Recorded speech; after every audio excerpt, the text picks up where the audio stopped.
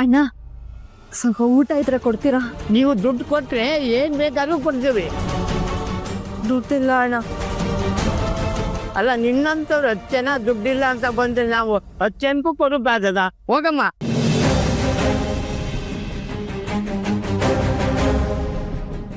ಅಣ್ಣ 2 ಪ್ಲೇಟ್ ಮುದ್ದೆ, ಆಮೇಲೆ ಅವ್ರಿಗೆ ಏನ್ ಬೇಕೋ ಅದ್ ಕೊಟ್ಬಿಡಿ, ನಾವೇ ದುಡ್ಡು ಕೊಡ್ತೀವಿ.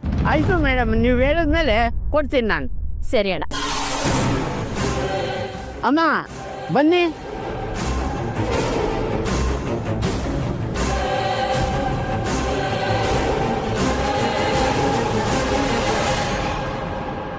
ತುಂಬಾ ಥ್ಯಾಂಕ್ಸ್ ಅಣ್ಣ.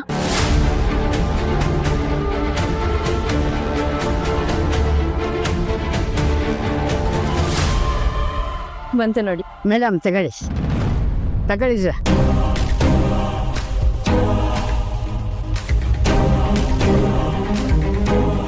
ಹಸ್ಬೆಂಡು ಹೆಂಗಿದೆ ಊಟ?